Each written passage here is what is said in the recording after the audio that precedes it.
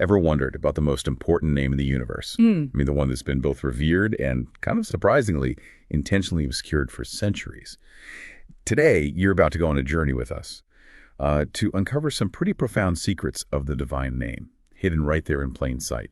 We're diving deep into a stack of fascinating sources, everything from meticulous manuscript research to some heavy theological analyses that explore this enduring mystery. The significance of God's personal name, YHWH. Okay, let's unpack this. Yeah, and our mission for this deep dive really is to pull out the most important nuggets of knowledge about its true pronunciation, its absolutely pivotal role in both Jewish and Christian traditions, and, the historical split it ultimately created between these two major faiths.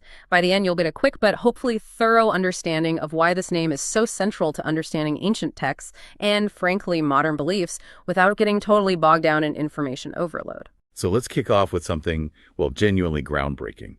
There's recent research suggesting the ancient pronunciation of the divine name is remarkably maybe not such a controversy anymore, at least for those willing to look at the evidence. What's making this claim so compelling now? Well, what's really fascinating here is just the sheer volume of evidence. I mean, Nehemiah Gordon and his team, they've painstakingly gathered and reviewed over 1,010 Hebrew Bible manuscripts. We're talking manuscripts dating back as far as 895 AD. And what they found is they consistently showed the full vowels for Jehovah. Wow, over 1,000. Yeah, and this isn't just, a few isolated cases here and there. It's a consistent pattern observed throughout the entire period of manuscript making. It's quite striking. Astonishing consistency. So does this data directly contradict what academics thought before, or is it more confirming what some suspected? Because, consistent pattern, that's not just one or two scribes deciding to do this, right? Yeah, absolutely not. No, this consistency, stretched over 1,000 years, it really demonstrates how scribes deliberately and consistently put in the full vowels as Jehovah. And get this, even the really rare alternative vowel markings they found in just 2 manuscripts out of thousands, plus 3 with Babylonian pointing, they still lead to the pronunciation Jehovah. It just reinforces the main finding. Okay, that really does raise a big question then. If the evidence for Jehovah is, that overwhelming, why isn't this common knowledge? Why isn't it widely used today? That's the crucial point, isn't it? Historically, a tradition emerged probably after the 2nd century AD, taught by the rabbis. The practice was to substitute the divine name, the tetragrammaton YHVH, those 4 letters, with Adonai, which means Lord, during public reading. And this was mainly to avoid misuse, blasphemy, particularly to stop Gentiles from using it disrespectfully, a kind of protection. Right, a protective measure. But was there an earlier time, a period where the name was used more openly? Is there evidence for that? Oh, absolutely. There was a much older Jewish tradition, definitely predating this 2nd century ban, that explicitly encouraged using the name. You just have to think about Boaz, in Ruth 2.4. He greets his harvesters with, Jehovah be with you. That was apparently the common greeting back then in ancient Israel. Huh. I didn't realize that was the actual name being used there. Yes.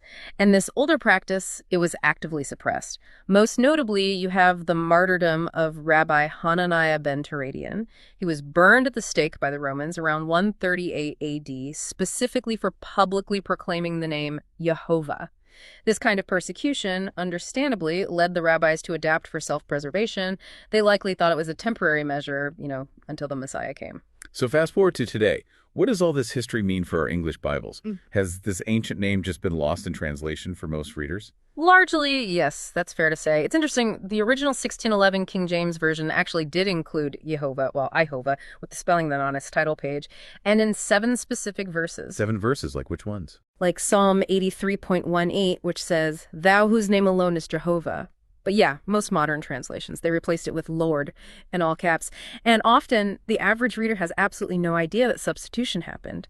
It effectively hides the fact that the 4-letter name, YHVH Yud-He Vav-He, appears over 6,828 times in the Hebrew Old Testament. 6,800. Wow. Yeah, it's far more than all the other titles for God combined. We're talking an average of 7 times per page in many Bibles. That number alone just underscores its immense importance to the ancient Israelites. That's a staggering difference. It really makes you pause, doesn't it? How easily something so central can just slip away or be hidden. And you mentioned the people involved in this manuscript hunt. I'm captivated by those personal stories like Dawn and T-Bone. What makes their individual journeys stand out in this research? It really does make you think, and yes, their stories are quite inspiring. Take Dawn, for instance. She meticulously searched the Lewis Gibson collection and found the name in 88 out of 592 manuscripts. That's about a 15% find rate. For her, it felt like prophecy being fulfilled. Or T-Bone.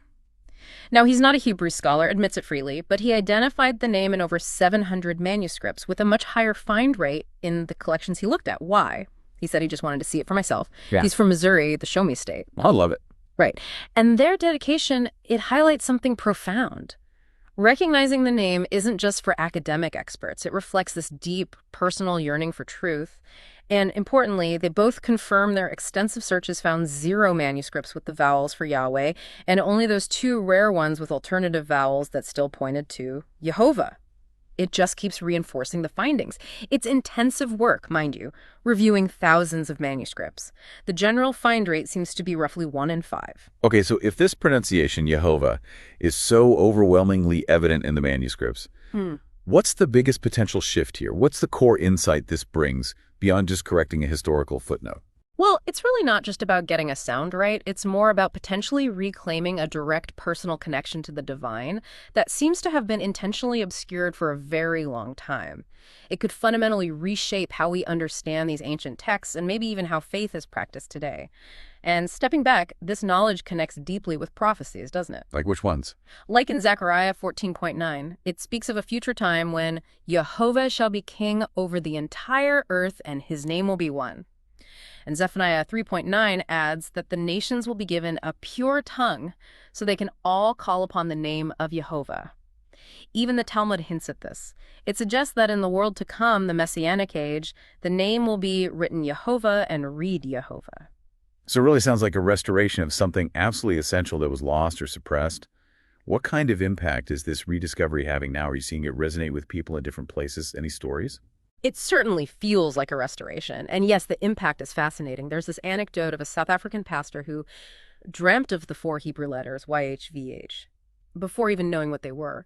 And another story about someone described as a Joebe, someone loving God but from outside traditional Judaism, who was told they weren't supposed to know the Father's name. Finding it was incredibly moving for them. These stories, they just underscore how this knowledge seems to be breaking down barriers, touching hearts across really diverse backgrounds. It almost feels like an echo of Isaiah 56.8 about God gathering others unto those who I have gathered. Okay, fascinating. Now let's shift gears a little. How did this divine name, YHWH, go on to profoundly shape early Christian theology? And ultimately, how did it lead to such a significant divergence from Judaism? Can you maybe set the stage for us? What was the significance of the Tetragrammaton before Christianity entered the picture? Certainly. So the Tetragrammaton, YHWH, those 4 letters, Yod, He, Vav, He, it stands as God's personal covenant name in Judaism. It really signifies his self-existence, that powerful I am that I am from Exodus 3.14, and his unwavering faithfulness to his promises. This makes it distinct from more general terms like Elohim, which just means God or gods. And even the compound forms like YHWH, Yireh, the Lord will provide, they further reveal his specific character and his covenant commitments. It's deeply personal. Right. It's about a specific personal identity, not just a generic title. Now, this is where the Septuagint, the LXX, becomes really important, right? For listeners who might not know, what exactly is the Septuagint and why was it so critical in how early Christians dealt with YHWH? Right. The Septuagint, often just called the LXX, is the earliest major Greek translation of the Hebrew Old Testament. It was incredibly influential, widely used in synagogues during Jesus' time, and became the primary scripture for the early, mostly Greek-speaking church. And here's the crucial part. The LXX translators consistently rendered YHWH as Kyrios. That's the Greek word for Lord. They did this about 7,000 times. 7,000 times? Wow. Yeah. And this practice, which obviously stemmed from that Jewish custom of substituting Adonai, Lord, for YHWH in reading, well, it inadvertently created this powerful, pre-existing theological framework that the early Christians inherited. Ah, okay. So when the early church adopted the LXX, Kyrios was already established as the Greek stand-in for God's personal name. So when New Testament writers applied Kyrios to Jesus, they weren't inventing something new. They were tapping into an existing association. Exactly. They were leveraging an already established linguistic connection. By calling Jesus Kyrios, they were implicitly assigning those Old Testament divine attributes, the attributes of YHWH, directly to Jesus. For people steeped in the Greek Old Testament, it was a natural linguistic step, even if the theological implication was, well, revolutionary. Can you get us some concrete examples of how this played out in the New Testament? Sure. This led directly to the New Testament using Kyrios all over the place, about 740 times, usually referring to Jesus. And think about Jesus' own I am statements, ego eimi in Greek. When Jesus says in John 8:58, before Abraham was I am, that's a direct claim echoing Exodus 3:14, the name of God. The reaction, the crowd immediately understood it as blasphemy, picked up stones. Right. Or in Gethsemane, when the soldiers come and Jesus repeatedly says, I am he, ego eimi, they fall backward. There's power attributed to that identification. And what about the apostles, like Paul? How did he use this? Paul is a prime example. He uses Kyrios about 163 times, and he directly takes Old Testament passages that originally refer to YHWH and applies them to Jesus. Think of Romans 10:9, calling upon the name of the Lord for salvation. That quote is from Joel 2.32, where Lord is YHWH. Paul applies it directly to Jesus. Or Philippians 2.9:11, where every knee will bow and tongue confess Jesus is Lord. That directly echoes Isaiah 45.23, which is about YHWH's universal sovereignty. Paul gives that sovereignty to Jesus. That's incredibly powerful, layering those YHWH texts onto Jesus. So taking all these examples together, what's the core message about Jesus' identity here? And how does a verse like 2 Corinthians 5.9 that God was in Christ reconciling the world unto himself deepen that understanding? Well, the core message from all these examples is that the early church, deeply influenced by the Septuagint's use of Kyrios, understood Jesus as embodying the very essence, authority, and attributes of YHWH, of God himself. And that verse, 2 Corinthians 5.19, it implies this active, immanent presence of God the Father within Jesus the Son. It shows God's own action and presence in Jesus' work of reconciliation. It highlights Jesus' unique identity, including his sinlessness, as the absolutely necessary, the exclusive way back to God, allowing believers to become, as Paul says, new creations. And here's something truly captivating. 1 Corinthians 12.3 says, no one can say Jesus is Lord except by the Holy Spirit. That's a strong statement about the Spirit's role. But, for someone grappling with this, what's the real difference between just intellectually agreeing, okay, Jesus is Lord, and this Spirit-empowered confession you're describing? That's a vital distinction to make. An intellectual acknowledgement might just be, head knowledge, recognizing historical claims or theological arguments, but a Spirit-empowered confession that Jesus is Lord, understanding Lord, Kyrios, with all its YHWH implications, potentially even seeing Jesus as the one Lord of the Shema from Deuteronomy 6.4, that's presented not as a human conclusion, but as a supernatural revelation, a divine gift. It becomes a profound sign of authentic, Spirit-breathed faith. And looking at the bigger picture, that confession, Jesus is Lord, also carried immense political weight back then. How so? Well, in the Roman Empire, Caesar is Lord was the loyalty pledge. Declaring Jesus as Lord wasn't just a religious statement. It was frankly a scandalous and subversive political claim. It was a direct challenge to imperial authority and helped forge the very distinct identity of the early church. Right. Okay, so given all of this, the name, the Kyrios connection, the claims about Jesus, we have to ask, how does this all land on the Jewish religious mind, both then and now? This is where that profound theological chasm really opens up, isn't it? It really is.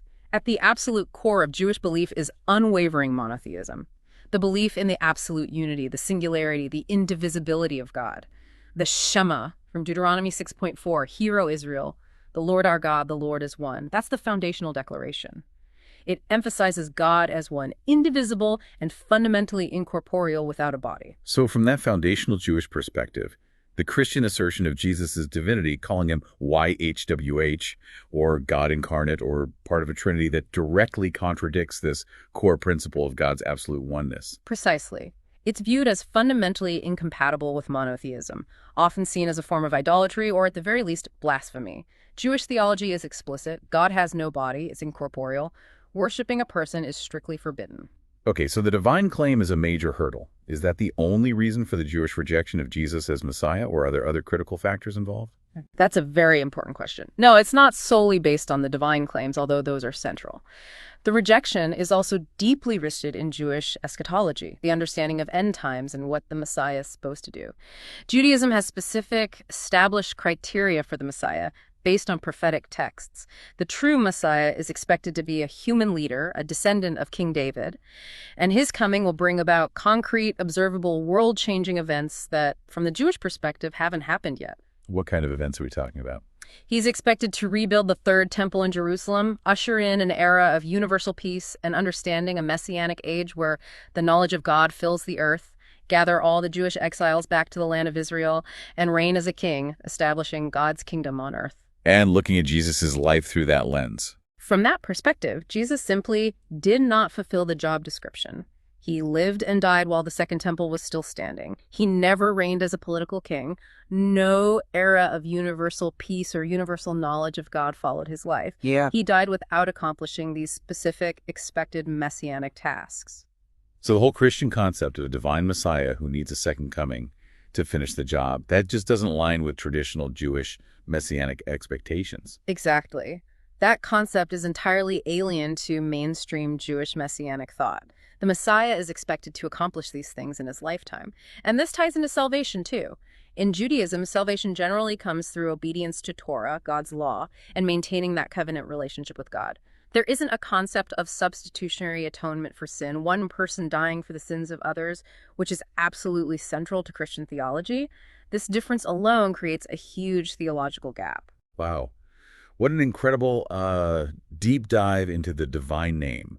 We've really covered a lot of ground. We've looked at the compelling manuscript evidence for its ancient pronunciation as Jehovah, explored how it was strategically reinterpreted through Kyrios and those I am statements in early Christianity, and then faced the profound and often, frankly, irreconcilable theological clash this created with Judaism's strict monotheism and very different messianic expectations. Yeah, and this journey through these sources, it really shows that these aren't just dry academic points, are they? They're absolutely foundational to understanding the nature of God, the identity of Jesus, and the distinct, sometimes very separate paths taken by two major world faiths that actually share common scriptural roots. So thinking about all this, what does it mean for you, our listener? Maybe just consider how easily something as central, as fundamental as a name can be lost or hidden or reinterpreted over the centuries. It makes you wonder what other foundational truths might be out there waiting to be rediscovered if only we're willing to do our own deep dive into the sources.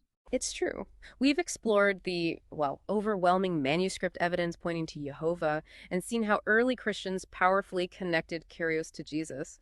But we've also tried to understand the deep theological reasons behind Jewish rejection.